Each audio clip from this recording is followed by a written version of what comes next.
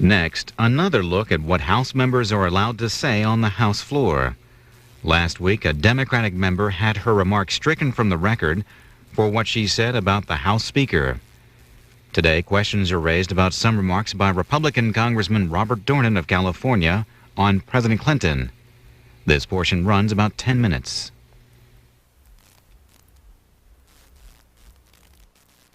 For what purpose does the gentleman from California arise? For the first time this year, Mr. Speaker, I ask unanimous consent to address the House for 1 minute, revise, maybe extend my remarks, and ask for a soft gavel. The gentleman is recognized for 1 minute. Mr. Speaker, my good friend John Lewis, the only two in either chamber that were there the day Martin Luther King gave his stirring speech. I hate to disagree with him on anything, but I was offended by Clinton's speech last night on 15 points, and I'll do a 5-minute special order tonight that I've just signed up for. I can only mention 4. The first one is New Covenant. The Ark of the Covenant was the Old Covenant. The New Covenant was the Son of God, Jesus Christ. And I was offended when he used that term in New York at the Democratic Convention, and he repeated it over and over and over again last night. Number 2, to put a Medal of Honor winner in the gallery that joined the Marine Corps at 16, fudging his birth certificate, that pulled that second grenade under his stomach, miraculously surviving and saving his 4 friends. He did that 6 days past his 17th birthday. Does Clinton think putting a Medal of Honor winner up there isn't going to recall for most of us that he avoided the draft 3 times and put teenagers in his place, possibly to go to Vietnam?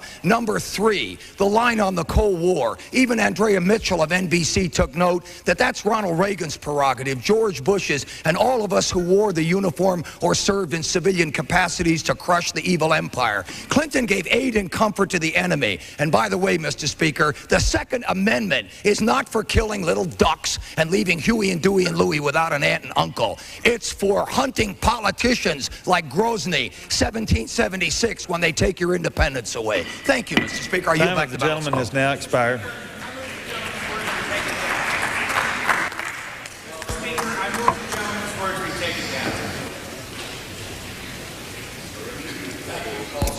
All right.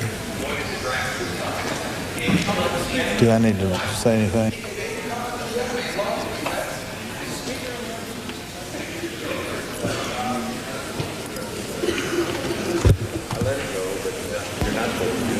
All right, for what purpose does the gentleman... You can't just do that. All members will suspend. The clerk will report the words spoken by the gentleman.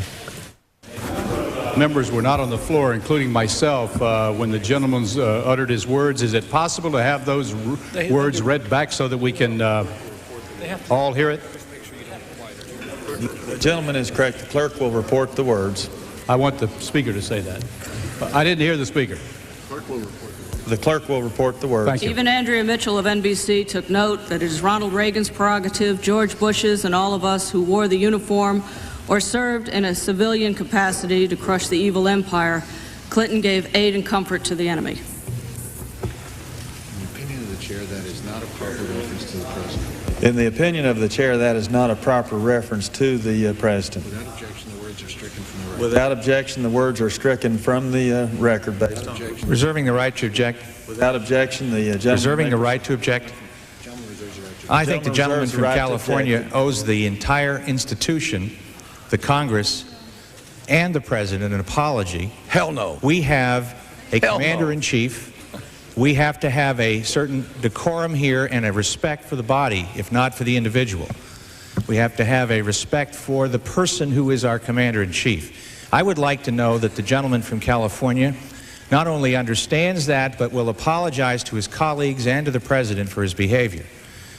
Mr. Speaker, unanimous consent to speak for 15 seconds. Reserving the right to object. The gentleman from California, Mr. Fazio, has the floor at this moment.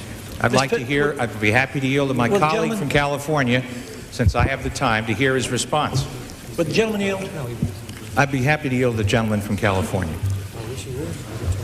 To my distinguished friend and colleague, Major Earl Cobile, Lieutenant Commander J.J. Connell were beaten to death in Hanoi I have had friends beaten to death in Hanoi, tortured and beaten. You have not. With I all will due not respect, withdraw my I've remarks. asked the gentleman a question. I will not only not apologize, I believe the president did give aid and comfort in London to the enemy in Hanoi. I'll accept the discipline of the House. I ask that the words be taken down. I ask that the words of the gentleman, California, be taken down. Good. I will leave the floor. No apology. And I'll not speak the rest of the day. Be quiet. The truth is the truth. Mr. Speaker. The House will be in order. The gentleman's words have already been taken down. And those words. Those words. The gentleman is challenging the words those the gentleman words uttered in response to my question. Those words were also out of order. The chair has ruled that based on the precedence of the House, the words of the Speaker were out of order, and without objection, the words will be stricken from the record. From Michigan, and I do not right intend to object unless I don't get a satisfactory answer to my concerns. My concerns were with, frankly, more than just the words that were read. I was particularly concerned with the last sentence or two of the gentleman from California's statement, and I would like those words as well to be read to the House. Has just ruled that those words were the same words essentially as those earlier taken down and previously ruled out of order. The chair has ruled that those reserving the right to also object. were out of order. I think the chair misinterprets my comments, and perhaps I wasn't clear. The words that I'm referring to were the original one-minute statement by the gentleman from California, Mr. Dornan, and I'm particularly concerned with the last 2 lines of it. And I would like them read back to the House. The gentleman will state his inquiry. The Speaker in previous days has asked that the gentleman in question on words being taken down be seated. Would that not be a proper request to be made at this point? That is correct. The gentleman from California should be seated at this point. Would the gentleman yield? Would the gentleman yield from Michigan? Sure. The gentleman from California did say that he understood the rules of the House, that he had been censured under the rules of the House for what he said, and he would not speak for the next 24 hours on the floor of the House. And it strikes me that we're operating under the rules and we have to move on with it. I think the request made by the gentleman from California, Mr. Fazio, is still a valid and much needed request, and in addition to that, I would certainly like to hear the last 2 lines of the gentleman's original statement. Would the gentleman yield? I would yield to my friend from California. I would like to ask a parliament inquiry of the Speaker at this point. The gentleman will state his inquiry. When the Speaker rules that the gentleman should not be allowed to speak for 24 hours, does that encompass remarks that might be placed in the record, participation in special orders, and other activities that might not involve the gentleman speaking on the floor? It is the House's determination as to whether or not the member should be allowed to proceed in order. Determination shall not be made by the parliamentarian. In other words, is the House required to vote on whether or not remarks should be placed in the record? Unparliamentary remarks cannot be inserted in the record.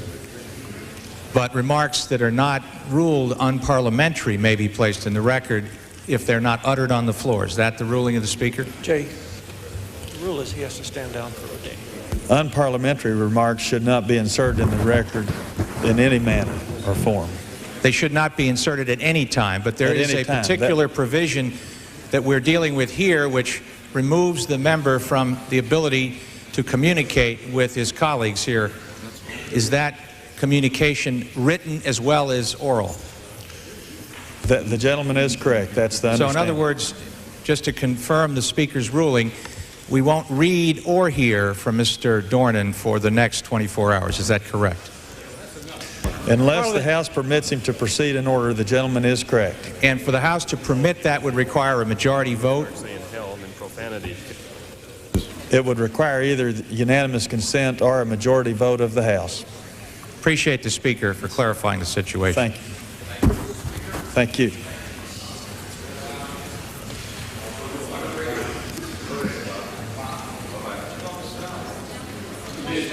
The gentleman is on his feet. Is he not supposed to remain seated until the determination is made? The gentleman can either leave the chamber or be seated, and he chose to leave the chamber. Okay.